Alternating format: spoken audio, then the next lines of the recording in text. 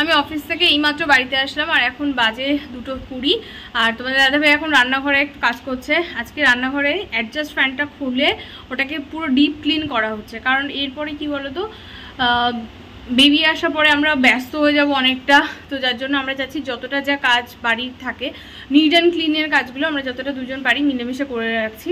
আর যেহেতু অ্যাডজাস্ট ফ্যানের ওই জায়গাটা আমি একদমই এই সময় উঠতে পারবো না, কাজ করতে পারবো না, যার জন্য তোমাদের দাদাভাই ও হেল্প করে দিচ্ছে। আর আমি এইমাত্র বাড়িতে এসে আমি এখন স্নান করবো, আজকে আমি শ্যাম্পু করবো। আর বাইরে এখন গুড়ি গুড়ি বৃষ্টিও শুরু হয়ে গেছে, ভাগ্যিস বৃষ্টির আগে বাড়ি ঢুকে গেছি। তো এখন যাই স্নান করি আর শ্যাম্পু করতে হবে আজকে। চুলটা একদম পুরো তেল চিপচিপা, দেখতেই পাচ্ছ, মানে আমি তেল দিইনি বাট তবুও আমার চুল দেখে মনে হচ্ছে যে আমি তেল দিয়েছি। তখন যাই স্নানটা করে এসে তারপরে তোমাদের সাথে আবার ব্লগটা কন্টিনিউ করছি।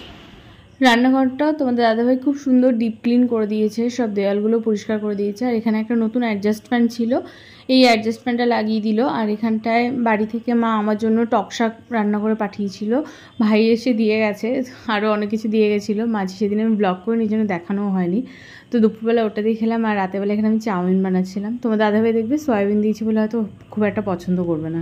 আমি চলে এসেছি দোকানে, তোমাদের বললাম না যে তোমাদের দাদাভাই ওখানে যদি আমি সয়াবিনটা দিয়েছি ওর এটা পছন্দ হবে না। চাউমিনটা টেস্ট ভালো হয়েছে বাট সয়াবিন দিয়েছি বলে বলছে সয়াবিনটা না দিলে বেশি ভালো হতো। তো এখন এগুলো সব জিনিসপত্র যা যা বাইরে থাকে সেগুলো সব ভিতরে এনে রেখে দিচ্ছে।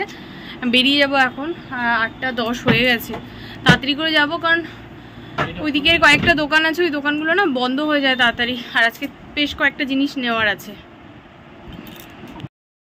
আজকে বেসিক্যালি কিছু গ্রোসারি শপিং করা ছিল, তারপরে সবজি বাজার নেওয়া ছিল, তো এগুলো সব ভাবছিলাম একবারেই নিয়ে নেব।